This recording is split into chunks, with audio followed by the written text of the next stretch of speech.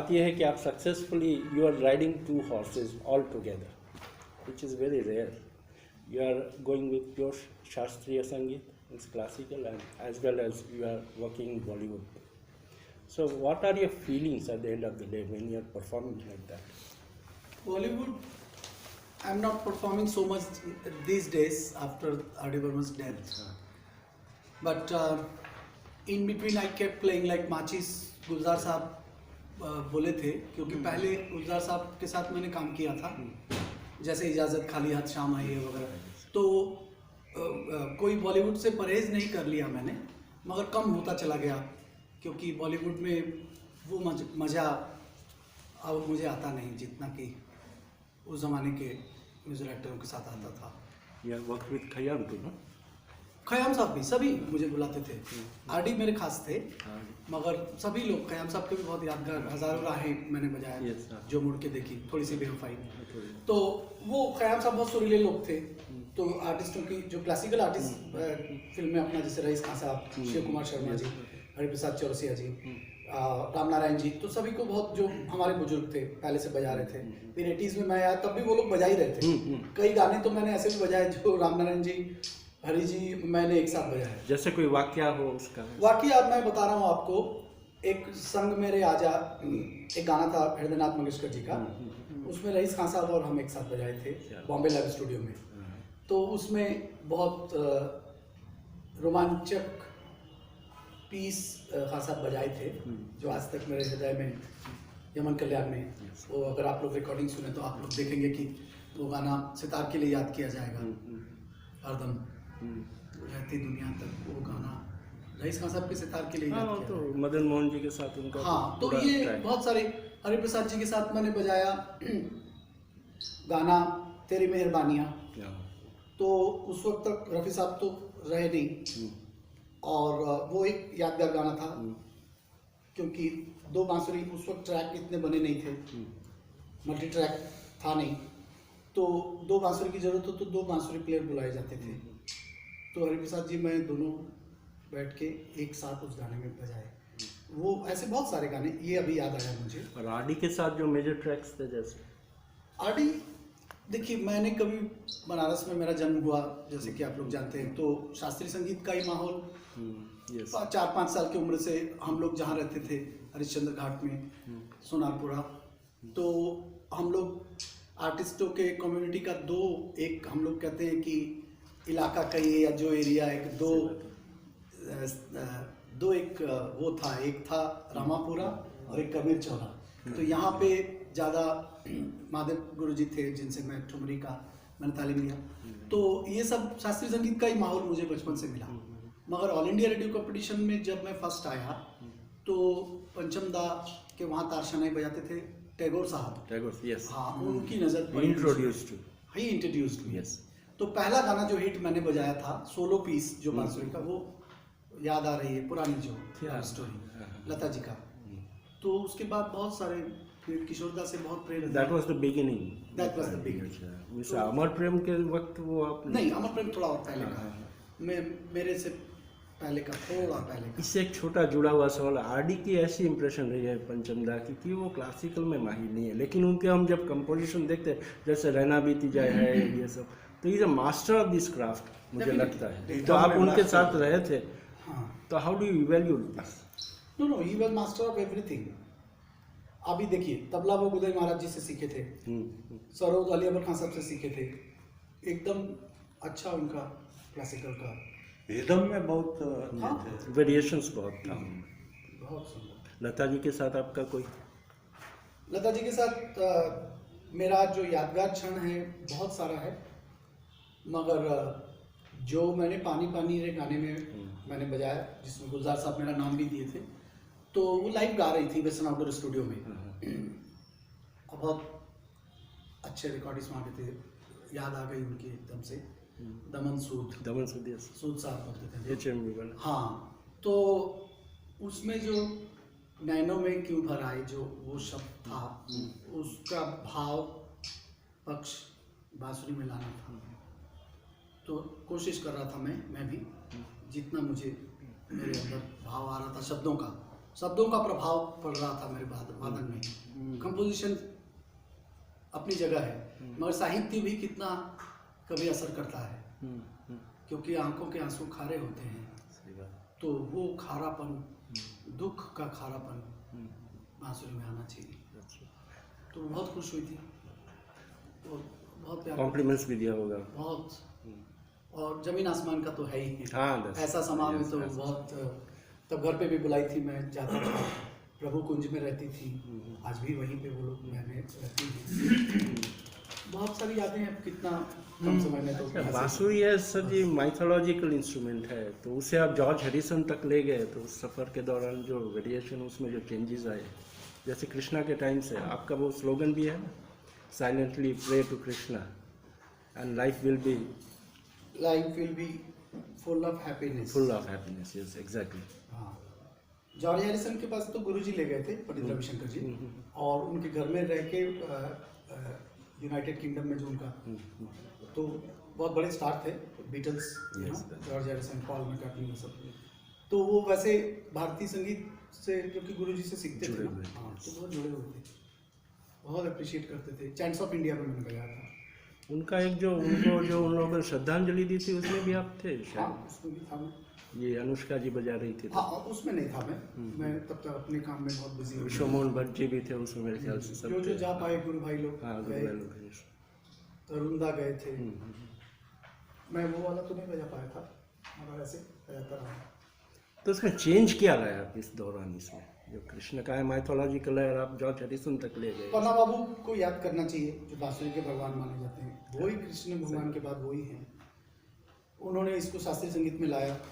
स्वर्गीय पन्नालाल घोष जी, अभी उनका 109वां वर्ष हम लोग मना रहे हैं, तो उन्होंने इसमें राग बजाने को, ये तो लोक संगीत का वाद्य है ना, यस, तो उन्होंने इसमें राग बजाने का सोचा।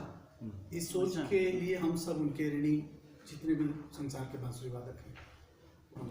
अभी जो डिजिटल म्यूजिक आ गया है पंडित जी, उसके हिसाब से आपको थोड़ा लगाव कम हो गया, ऐसा लगता है बॉलीवुड से, ऐसा कुछ है? क्योंकि ये जो मेलोडी का कोई प्लेस ही नहीं रहा है अभी, देखिए बॉलीवुड में। ऐसा तो नहीं, लगाव, मैंने इतना साल काम किया, जीवन में बदलाव भी जीवन का धर्म है। मेरे जीवन में भी बदलाव आया, और मैंने शास्त्रीय संगीत को और बॉलीवुड को दोनों को समय दे रहा था। 80 से लेके आप लोगों ने देखा 93 में पंचम दा गया, ये 13 साल मेरे जीवन में ऐसे गए कि मैं ऐसे देखता था कि इनका रिकॉर्डिंग मिस ना हो, और मेरा प्रोग्राम भी, ये सेवा होता रहे। मगर उसके बाद ये सेवा मेरी बढ़ती चली गई, और वो अपने आप कम होता गया। रही बात जो मेलोडी की आप बात कर रहे हैं, उससे आप लोग भी जानते हैं कि क्या हालत है, आप लोग उससे अनजान नहीं हैं कि मेलोडी और जो सही धुन बनती थी तो वो अमर हो जाती थी। मीन्स कंपोजिशन में आपको जो स्पेस सही मिलनी चाहिए, वो अभी उसके कोई गुंजाइश नहीं है? नहीं, गुंजाइश है, क्यों नहीं, सही गुंजाइश तो रहमान भी देता ही है, मगर मैं मेलोडी की बात कर रहा हूँ। हाँ, मेलोडी में वो प्योरिटी नहीं होने की वजह से गाना आप 2 दिन बाद भूल जाते हैं।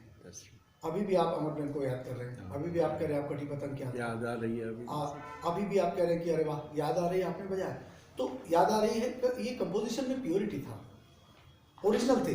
मेरा मतलब, वो कंपोजर लोग बैठते थे तो कुछ नया करने के लिए वो सोचते थे। कट पेस्ट जो एक शब्द है, वो कट पेस्ट तो नहीं। फिर भी अमित कुमार ने एक जगह मेंशन किया था कि आरडी ने खुद उसे बोला, ये भजन जैसी धुन कैसे चलेगी, याद आ रही है जब बना रहे थे। तो बोला नहीं ना, वो वाकया सही है क्या? वो सही है। हाँ, क्या ये भजन जैसा कैसा चलेगा? हाँ, वो वाकया सही है। वो दोनों बहुत क्लोज थे, और ऐसे ही खुल के बातें करते थे, तभी तक जाके कुछ नया निकल के आता था। मिस ऐसे अब कंपोजर नहीं रहे, वो भी आपको एक स्पेस जो है, उनको काम कम मिलता है। देखिए, बड़ी विडंबना है, मैं समझता हूँ, आप लोग की क्या राय है मालूम नहीं, मेरी ऐसी राय है कि परिणीता से जब आए शांतनु मोहित्रा, तो उन्होंने ऐसा मेलोडी बना के दिखाया कि अभी भी मेलोडी जिंदा है। आज उनके पास इतना काम नहीं है, तो ये डायरेक्टरों की भी जिम्मेदारी होती है कि जो ओरिजिनल कंपोजर्स है उनको काम दें।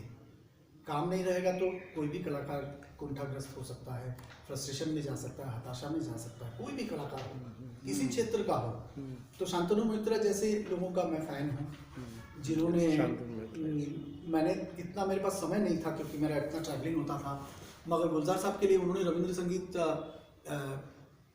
रविंद्रनाथ टैगोर से जो प्रभावित रहे गुलजार साहब, उनकी जीवनी पे जो उसमें मैंने बनाया। अच्छा। खास करके मैंने शांतनु भाई से कहा कि मैं कुछ भी मेरा प्रोग्राम हो मैं डेट एडजस्ट करके आऊँगा। तो क्योंकि मुझे सम्मान था कि ये लड़के में कोई ऐसी बात है जो इसको उस क्लब में डाल रही है जिसमें पंचमदा बैठते थे, जिस क्लब में लक्ष्मीकांत प्यारेलाल बैठते थे, या उस क्लब के लायक है ये। तो इसीलिए डायरेक्टर लोगों को भी ऐसे लोगों को काम मिलना देना चाहिए, ये मैं कह रहा हूँ इंटरव्यू के द्वारा। वही तो दिया बाइंग कंपोजिशंस, एक ही फिल्म में एक म्यूजिक डायरेक्टर नहीं होता है। बताइए अब इसमें कैसे हाँ, तो how do you feel that? I am totally against of it. क्योंकि जो धुन है सब असॉर्टेड ले लेते हैं। क्या क्या संगीत पता नहीं, अगर Just- आपने एक कंपोजर को कहा कि इस फिल्म में एक गाना आप बनाइए, मतलब उसके लायक है तभी तो पूछा आपने, फिर बाकी गाना वो बनाने लायक नहीं है ऐसे सोच रहे हैं क्या? मतलब इसका कोई मतलब ही नहीं है। एक फिल्म अगर है तो उसमें उसका पूरा काम उसको देना चाहिए ना। उसकी फ्लेवर ही नहीं आती है ना आपको एज अ टूटा होल। टूटा सब लगेगा, अरे ये गाना इससे मिल ही नहीं रहा है कुछ भी। तो सब कुछ बहुत कॉम्प्लिकेटेड। कमर्शियल और बहुत बाजार की तरह बिक रहा है। ये संगीत का क्षेत्र बाजार थोड़ा ही है, ये एक आत्मा का सौदा है, और ये आत्मा को बेच रहे हैं हम लोग, तो कैसे चलेगा? ऑर्केस्ट्रेशन ही खत्म हो गया सर जी पूरा। बताइए, अरेंजर ही खत्म हो हाँ, गए। खत्म हो गए। जो अनिल मोहिले थे, हाँ, उत्तम सिंह थे, हाँ, ये लोग अरेंजर थे। वो 40 वायलिन इसका सब लिख के लाते थे। नोटेशन लिखने की प्रथा चली गई। नोटेशन लिखना सीखते थे हम लोग, कैसे करके 4 लाइन का नोटेशन जो होता था, बेस लाइन, ऑब्लिगाटो, काउंटर मेलोडी, ये सब कहाँ गया? रिहर्सल तो होती ही नहीं। रिहर्सल हुआ करती थी, अभी सब स्टूडियो में डायरेक्ट मिलते हैं। और फिर लाइव रिकॉर्डिंग का ज़माना चले जाने से एक नुकसान सबसे बड़ा ये हुआ कि जैसे कि मैंने कहा आपसे कि उस वक्त पानी पानी रे में लता जी का अप्रिसिएशन मुझे मिला, या किसी और को मिला, या रईस खां साहब आए तो लता जी बाहर आ गई, क्या बजाया खां साहब, वाह। गुदई महाराज जी जाके शोले में बजाए, पुराना जनक जनक पायल तो बजाए ही थे। वो जो लाइव रिकॉर्डिंग में एक दूसरे को सुन के जो हम लोगों को उम्मीद होती थी कि अरे ये फिल्म का ये तीसरे अंतरे से पहले का मेरा ये पीस है, तो अगर कुछ बात मैंने अच्छी कह डाली अगर, तो शायद आशा जी की बात मुझे मिलेगी। तो एक कलाकार को उसकी बहुत चाह होती है। वो अभी दीवालों के सामने डबिंग कर रहे हैं अलग अलग ट्रैक में, तो किसको देखें और बजाएं, तो उससे गाने में आत्मा थोड़ी पीछे रहती है, ऐसा मुझे लगता है। सबसे बड़ी बात यह है कि धीरे धीरे सीढ़ी चढ़ने में सफर की में धूप तो होगी, जो चल सको तो चलो। सही बात। यहाँ पे भीड़ बहुत है, निकल सको तो चलो। तो आप एक ही रात में स्टार बन गए, तो लगा कि अब वो कोमल हृदय है बच्चे का, उसका भी कोई दोष नहीं। उसको लगता है कि मैं किशोर कुमार से कम थोड़ा ही हूँ। और ऐसा बोलते हैं जजेस को बोला जाता है, दे बोलते हैं अरे मैं बता नहीं ओरिजिनल सकता भी हूँ ऐसा चलो नहीं मैं था। कि मुझे क्या कहा गया, बता नहीं सकता हूँ मैं। आप लोगों ने मुझे सोनू निगम के जमाने में भी देखा था, मैं जज था। हाँ बिल्कुल। जब ये सारेगामापा नहीं था, टीवीएस सारेगामा था, मैं सोलो जज था। मैंने तस्वीर तेरी इस दिल में बसाई, मैंने फरमाइश किया, सोनू भाई मेरे पास आए, बोले दादा इस गाने का फरमाइश मत करिए, कोई गा नहीं सकेगा। मैं बोला आप पहले ही कह रहे, बोले मुझे सब मालूम है। अभी सोनू भाई जैसे सुरीले लोगों के पास आज काम नहीं, कम है, या जो भी ओरिजिनल जो वॉइस है वो। तो ये अपना कुछ करने की जो एक जिद्दत होती है कि मैं कुछ सीखूं, और करते करते मेरा बिल्डिंग बने खड़ा हो, मेरा मकान, वो खत्म हो गया। जो बना बनाया मकान है उसका फोटो खींच के लगा दीजिए। तो आप मकान बनाना कब सीखेंगे? रियाज का तो कोई महत्व ही नहीं रहा इसमें। रियाज का महत्व है नहीं इन लोगों में, नहीं जो है नहीं, रियाज तो स्टेज पर चले जाते हैं सीधे। नहीं, कुछ रियाज तो कर